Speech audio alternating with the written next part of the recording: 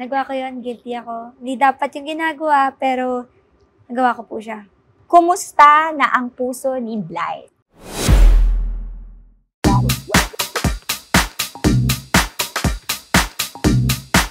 Hi Andrea! I'm Rachel from pep.ph and welcome to Pep Exclusive. So first, magsimula muna tayo sa signature game ng Pep na Pep Challenge. Ako yun, di ako yun. So magbibigay ako ng mga random questions and then you have a chance to defend yourself. Okay, ready ka na ba? Yes. Alright, number 1.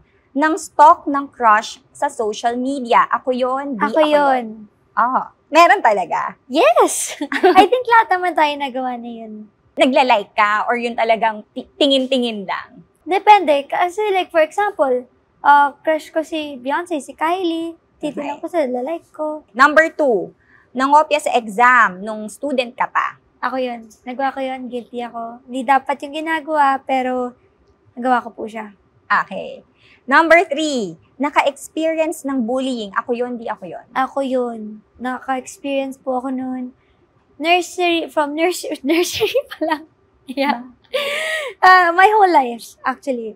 Nursery, grade school, high school, and dito sa showbiz industry, and the people on social media. So how do you deal with it?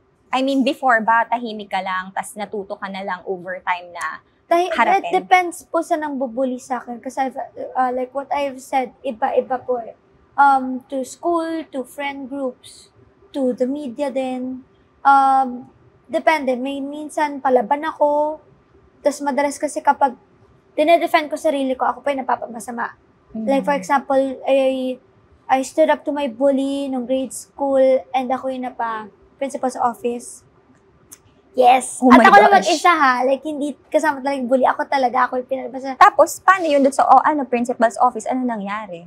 Pinagalitan ako kung ba't ko daw sinabi mga ganun bagay. Sabi ko, kasi siya kakainis siya Siya naman yung nauna ganun. Ayun. Pero at least, alam mo yung right mo na to defend yourself. Yeah. Natuto ka na. Ngayon, I just choose my battles kasi ngayon I've learned na may mga tao, may mga opinion na wala naman ambag sa buhay. So, ba't kailangan pang isipin?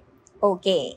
Ayan, number 4. Get totally angry that you cried so hard. Very me. Super me. Yes. Bakit? Doon mo nalalabas yung emosyon. Yes po. And I'm a very emotional girl. As in, I don't think it's really a weakness naman. Correct. Minadal man ako. Kahit saan, kahit Disney movie, kahit comedy, umiyak ako.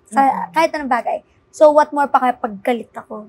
Paggalit. Pero after nun, mabilis ka na makamove on. Yes. Dahil po talaga ako Kung gaano ako ka-intense, kaya ko ding wala na agad. Na parang walang nangyari. Bakit kaya ganun? Lumaki kasi ako sa roller coaster. Ewan ko po, I've just been through a lot. Na alam ko lang may mga bagay na kailangan ko lang pagdaanan. Hindi dapat tambayan. Daanan lang. Okay. Eto, last for the challenge. Sumagot sa basher. Yes! Ako talaga yun. Pero hindi lahat. May mga times lang talaga na parang this is too much. Or usually sumasagot ako sa bashers kapag hindi siya totoo. Pag importanteng matter siya na hindi totoo. Kasi ang daming rumors, hindi lahat yan mako-correct ko. But like if it's really affecting my reputation or my family, I speak up. And if recently, parang meron lang super na sexist lang ako na mga statement. Like, clear ko lang yung name ko kasi I just don't think it's right. Correct. And I think I have the right naman din. I do have the right to defend myself.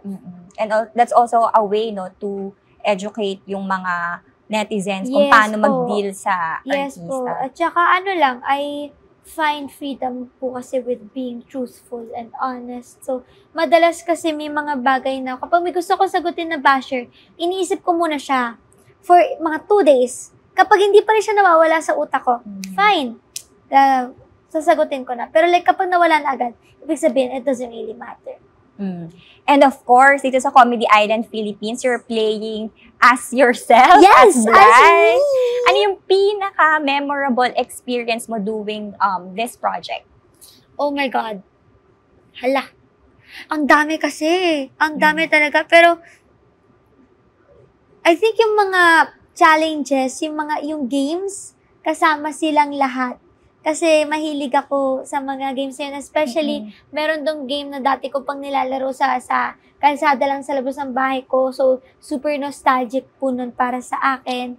And makasama silang lahat po.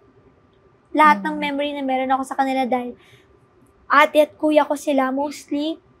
Maliban lang kay Aura kasi kay dad ko siya. Ang dami ko natutunan sa kanila.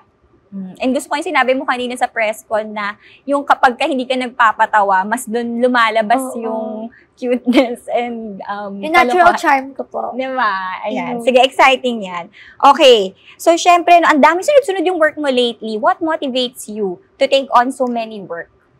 Madami pa po kasi ako pangarap in life.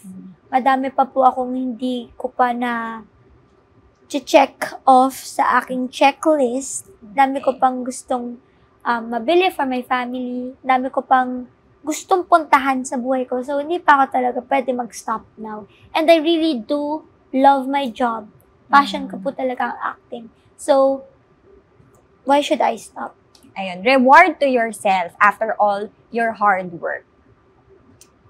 Reward ko sa sarili ko? Na gusto mong bilhin or iniisip mong pinag-iipunan mong bilhin? Investment? Ang reward ko lang po sa self ko, sa lahat ng projects ko, if maging successful sila. Yung success ng show ko, yun ang reward ko sa self ko. How about house or anything na investment? Ganyan. Meron na po kasi ako. Sorry, alingyabang ba nun?